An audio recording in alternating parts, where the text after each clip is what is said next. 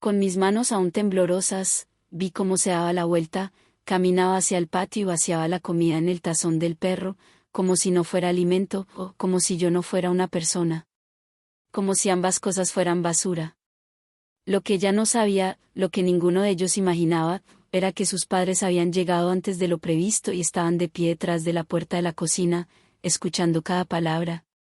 Aquello que oyeron ese día no solo destrozó la imagen que tenían de su hija, sino que encendió una cadena de consecuencias imposibles de detener. Esta es la historia de cómo la crueldad finalmente quedó al descubierto. De cómo el veneno terminó encontrando su antídoto. Y de cómo una anciana, reducida durante años a la nada, recuperó su voz justo cuando ya no le quedaba nada que perder. Me llamo Mercedes. Tengo 68 años y vivo en un rincón olvidado de la casa de mi hijo. No es realmente una habitación, sino un antiguo cuarto de servicio transformado con prisa en algo apenas habitable. Las paredes son tan delgadas que cada conversación de la cocina atraviesa hasta mi cama. En el techo, una mancha de humedad crece con cada lluvia, y una ventana diminuta da al callejón donde se amontonan los botes de basura. La luz casi no entra, incluso al mediodía, vivo envuelta en una penumbra constante. Mi rutina diaria es sencilla y humillante. Me despierto cuando escucho a mi nuera, Daniela, comenzar a moverse por la casa, casi siempre alrededor de las 6 de la mañana. Permanezco en silencio hasta oír la puerta cerrarse cuando se va con los niños a la escuela. Solo entonces me atrevo a salir, a usar el baño, y quizá, si hay suerte, a preparar un té, siempre que haya quedado algo de agua caliente. Desde el primer día, Daniela dejó claro que yo era una carga. Aunque la casa es de mi hijo, o lo era, ya no lo sé, mi presencia apenas era tolerada. Cada bocado que comía se consideraba caridad. Cada gota de agua, una deuda más. Las comidas son el momento más humillante de todos. Daniela cocina para su familia, para mi hijo Ernesto y para mis nietos, que apenas me conocen. Cuando terminan, si queda algo, me trae un plato a mi habitación. Pero muchas veces no sobra nada, y yo me quedo esperando, con el estómago vacío y el corazón encogido, el hambre. Mi estómago rugiendo en la oscuridad de mi cuarto mientras, al otro lado de la pared, escucho sus risas en el comedor. Al principio, cuando me mudé aquí hace 2 años, todavía cocinaba para mí. Era mi pequeño acto de independencia. Pero pronto comenzaron las quejas de Daniela, que ensuciaba su cocina, que usaba sus ingredientes, que el olor de mi comida le molestaba. Poco a poco, sin gritos ni confrontaciones, me fue expulsando de los espacios comunes, hasta dejarme confinada en esta habitación, dependiendo por completo de su buena voluntad para sobrevivir. Mi hijo Ernesto trabaja jornadas interminables. Sale antes de que amanezca y regresa cuando ya no queda luz. Los fines de semana está demasiado cansado o Daniela organiza planes familiares en los que yo no existo. Rara vez lo veo. Y cuando lo hago, ya no es el niño que críe, sino un hombre agotado, con la mirada baja, que evita mis ojos y asiente en silencio a todo lo que su esposa dice.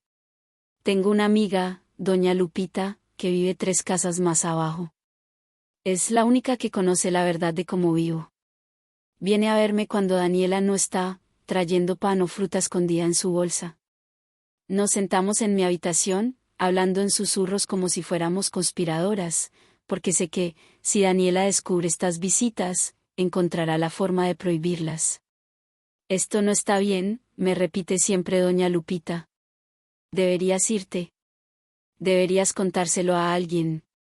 ¿Pero a quién? ¿A mi hijo, que ya eligió a su esposa por encima de su madre? ¿A mis otros hijos, tan lejos, tan ocupados con sus propias cargas? ¿A las autoridades, que verán a una anciana quejándose de su familia y pensarán que exagero o que mi mente ya no es confiable? La vergüenza es lo que más duele. La vergüenza de aceptar que acabe así. Que después de criar a 4 hijos, de trabajar toda mi vida, de sacrificarlo todo por mi familia, terminé viviendo como una prisionera en la casa de mi propio hijo. La vergüenza de saber que la gente pasa frente a esta casa sin imaginar que, detrás de estas paredes, hay alguien que se está apagando en silencio. En un cajón de mi habitación guardo lo poco que aún considero valioso, fotografías de cuando mis hijos eran pequeños, de cuando mi esposo aún vivía, de cuando yo era una mujer con propósito y dignidad. Una cadena de oro que mi madre me entregó antes de morir. Algunos documentos. Y una libreta. Escribo porque escribir es lo único que me mantiene cuerda. Escribo sobre mis días, sobre el hambre, sobre las palabras crueles que escucho a través de las paredes delgadas. Escribo porque necesito pruebas de que esto está ocurriendo, de que no lo estoy imaginando. Daniela tiene 35 años. Es bonita, segura de sí misma, y proviene de una familia con dinero. Nunca entendí que vio en mi hijo, 10 años mayor que ella, sin estudios ni contactos. Ahora lo entiendo. Necesitaba a alguien moldeable, alguien que no cuestionara, alguien que le permitiera reinar sin resistencia en su pequeño reino. Y Ernesto, cansado de años de trabajo duro y soledad, terminó cediendo. Mis nietos son hermosos, pero lejanos. Sofía tiene 10 años y Mateo 8. En los pocos momentos en que coincidimos, me miran con una mezcla extraña de curiosidad y desconcierto, como si supieran que soy parte de la familia, pero no del todo, incomodidad. Eso es lo que veo en sus ojos. Como si yo fuera un mueble viejo, feo, imposible de sacar de la casa. Daniela les ha enseñado bien a ignorar a la anciana que vive en la habitación del fondo. Las noches son largas y solitarias. Me acuesto en mi cama estrecha y escucho los sonidos de la casa, la televisión encendida en la sala, las voces de mi hijo y su familia cenando juntos, los pasos en el pasillo que nunca se detienen frente a mi puerta. Luego llega el silencio, un silencio tan hondo que a veces me pregunto si ya he desaparecido, si me he vuelto invisible incluso para mí misma. Pienso en mi esposo, Alberto, que murió hace 6 años. Él jamás habría permitido algo así. Pero tampoco pudo evitar que terminara aquí. Cuando falleció, descubrimos que nuestros ahorros no alcanzaban. La casa en la que vivimos durante 30 años tuvo que venderse para pagar las deudas médicas. Mis otros hijos me ofrecieron quedarme con ellos por un tiempo, pero sus vidas eran complicadas, departamentos pequeños, trabajos inestables. Al final, Ernesto, mi hijo mayor, dijo que podía quedarme con él. Que su casa tenía espacio.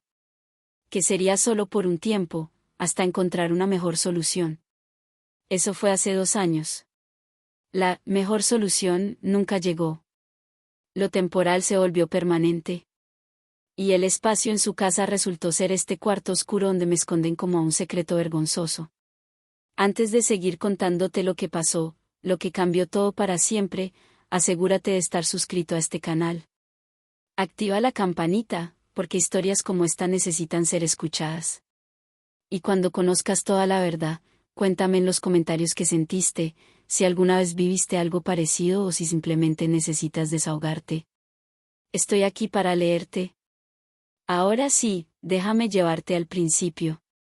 Ernesto nació una tarde de abril, hace 45 años. Fue mi primer hijo, y el embarazo fue difícil. Estuve a punto de perderlo 2 veces. Cuando por fin llegó, pequeño pero fuerte, lloré de alivio y de felicidad.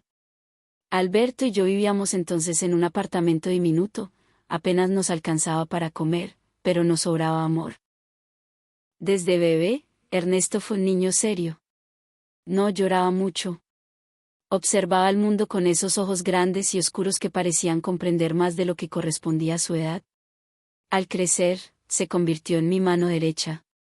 Cuando nacieron sus hermanos, los cuidaba como si fueran suyos, cambiaba pañales, preparaba biberones, me ayudaba en todo sin que yo se lo pidiera. Alberto trabajaba en construcción, jornadas interminables bajo el sol.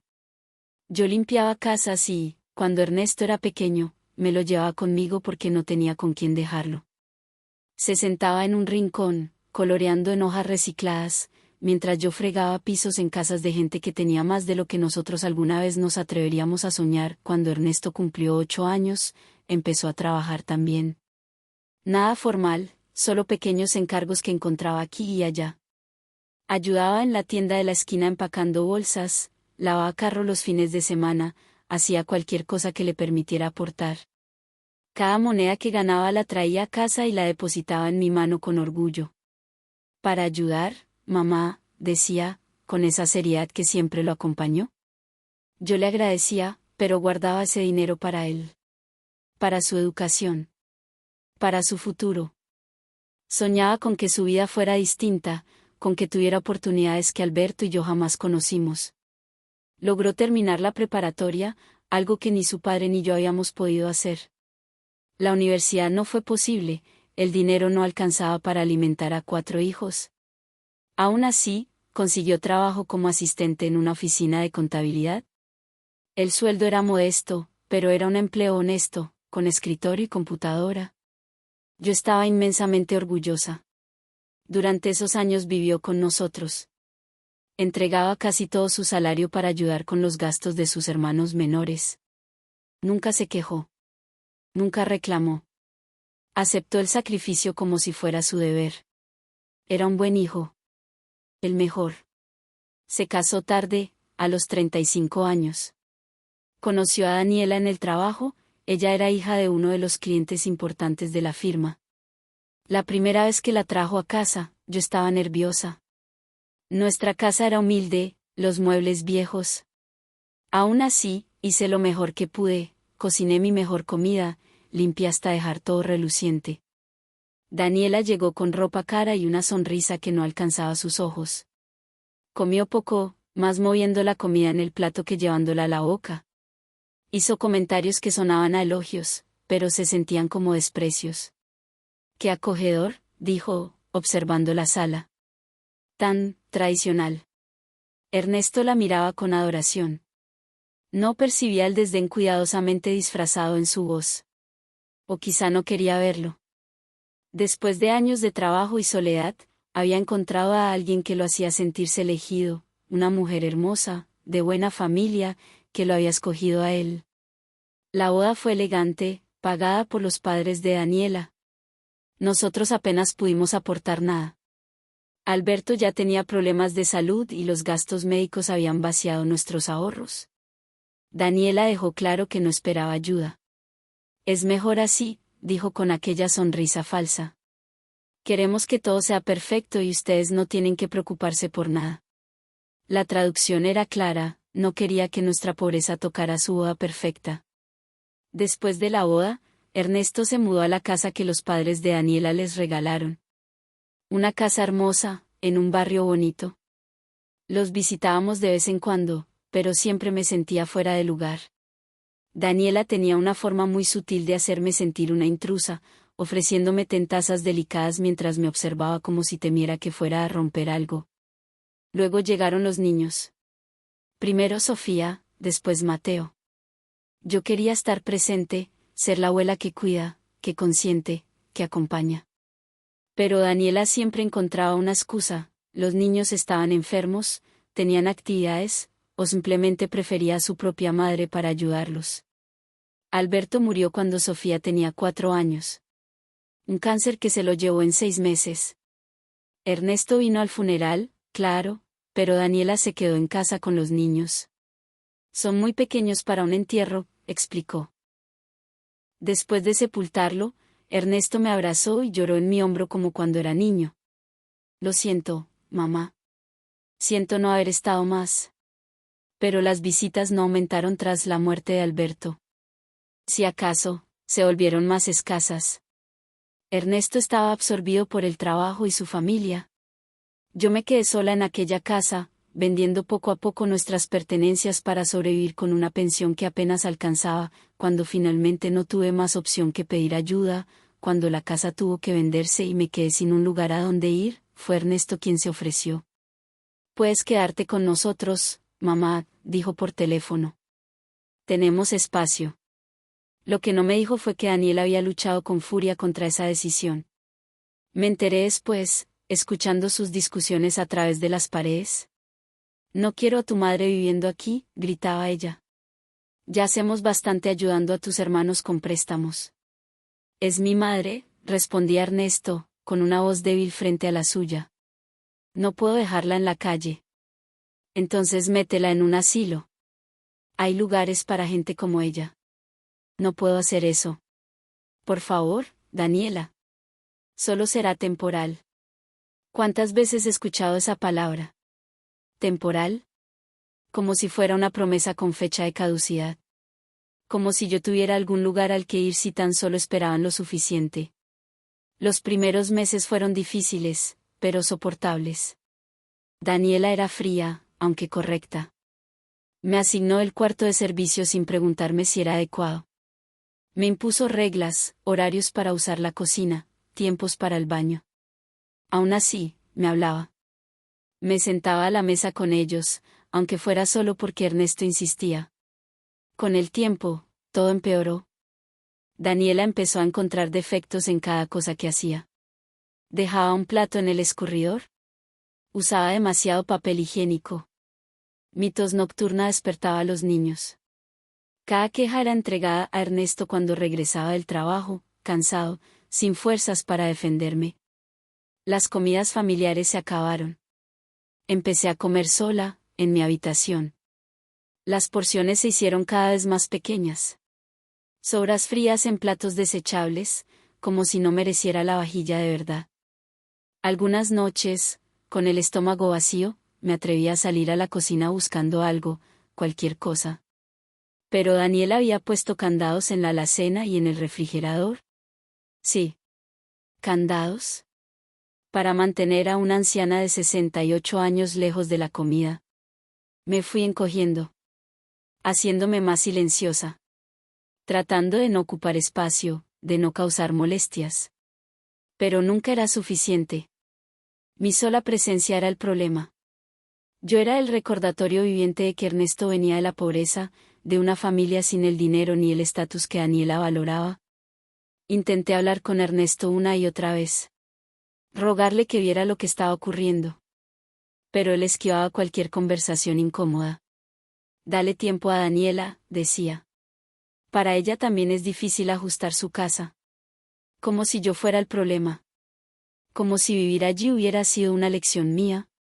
Llamé a mis otros hijos. Todos tenían razones comprensibles para no ayudar. Miguel vivía en otro estado, con un empleo inestable. Ana tenía 3 hijos y un esposo que apenas alcanzaba a sostener el hogar. Pedro dejó de hablarme tras una discusión de años atrás. Me sentí completamente sola. Atrapada. Sin salida. Doña Lupita me sugirió ir a un refugio para ancianos. La idea me llenó de terror. Después de toda una vida de trabajo y sacrificio, terminar en un refugio como si no tuviera a nadie. Como si hubiera fallado por completo como madre. Mi orgullo, lo poco que me quedaba, no me permitió hacerlo. Y entonces llegó ese día. El día que lo cambió todo, era un sábado. Daniel había anunciado que su familia vendría de visita. Estaba nerviosa, limpiando obsesivamente, preparando platos complicados. Me ordenó quedarme en mi habitación. No quiero que mis padres te vean, dijo sin rodeos. Ya es bastante malo que sepan que estás aquí. No necesito que les recuerdes lo incómoda que es esta situación. Me quedé en mi cuarto, obedeciendo, mientras escuchaba la llegada de sus padres. Sus voces alegres resonaban en la entrada, los niños emocionados corriendo a recibirlos, Daniela actuando como la anfitriona perfecta. Todo el bullicio de una familia feliz, de la que yo estaba completamente excluida. Las horas pasaron. Mi estómago rugía, no había probado bocado desde el día anterior. Daniel había olvidado, o más probablemente decidido, no traerme comida. Desde mi cuarto, el aroma de los platos recién servidos se colaba por debajo de la puerta, torturándome. Finalmente, cuando creí que todos estaban en la sala tras la comida, me atreví a salir. Solo quería un poco de agua, tal vez alguna sobra. Caminé sigilosamente por el pasillo hacia la cocina. La casa estaba en un silencio relativo, ocupada la familia en la sala. En la cocina, encontré los restos de la comida. Había suficientes sobras.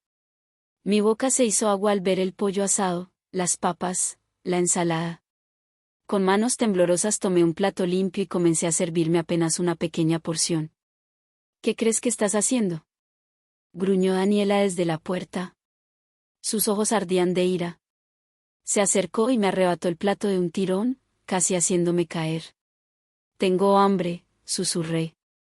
No he comido desde ayer. Eso no es mi problema. Esta comida es para mi familia. No para ti. Soy familia, dije, reuniendo un hilo de valor. Soy la madre de tu esposo. Ella soltó una risa fría, cruel. ¿Familia? Eres una carga. Un error que mi esposo es demasiado débil para corregir. Pero yo no tengo esas dudas. Lo que hizo después quedará grabado en mi mente para siempre. Caminó hacia la puerta trasera, abrió el patio donde su gran pastor alemán estaba echado al sol, y vació el contenido del plato directamente en el tazón del perro. Las ancianas merecen esto, dijo, mirándome con una sonrisa cruel. No los platos buenos de mi mesa. Deberías sentirte agradecida de que no te haga dormir con el perro también. El shock me paralizó. Las lágrimas rodaron por mis mejillas, pero no emití un sonido. Me había vuelto experta en llorar en silencio. Vuelve a tu cuarto, ordenó Daniela. Y si se lo cuentas a Ernesto, negaré todo. Dirá que estás senil. Que te lo imaginaste. Y te pondrá en un asilo antes de que puedas parpadear. Me di la vuelta, derrotada y humillada más allá de lo que las palabras pueden describir. Pero entonces escuché una voz que me hizo detenerme. No. Ella no necesita decírselo a Ernesto. Porque nosotros lo haremos. Los padres de Daniela estaban en el umbral de la cocina. Don Arturo y doña Cecilia. Habían estado allí, escuchando todo. Sus rostros mostraban horror, disgusto y vergüenza. Era un sábado. Daniela había pedido que me quedara en mi habitación mientras su familia venía de visita. Mi estómago rugía, no comía desde el día anterior. Cuando me atreví a servirme sobras, Daniela las arrojó al perro, diciéndome, las ancianas merecen esto. Pero sus padres habían escuchado todo. Don Arturo y doña Cecilia estaban horrorizados. Llamaron a Ernesto, le contaron la verdad y decidieron actuar. Me hicieron sentar a la mesa, me dieron comida caliente y cuidado. Daniela se encerró llorando, pero la justicia finalmente llegó. Ernesto me llevó a un hotel esa noche y, luego, a un departamento propio. Mis otros hijos volvieron a mi vida. Mis nietos empezaron a conocer a su verdadera abuela. Daniela perdió todo por su crueldad. Aprendí que la dignidad no se pierde si no la permites. Que la familia no siempre es sangre, sino quienes actúan con principios. Que nunca es tarde para reclamar tu vida. Si estás sufriendo, tu voz importa. No estás sola. Todos merecemos respeto, amor y vivir, no simplemente sobrevivir.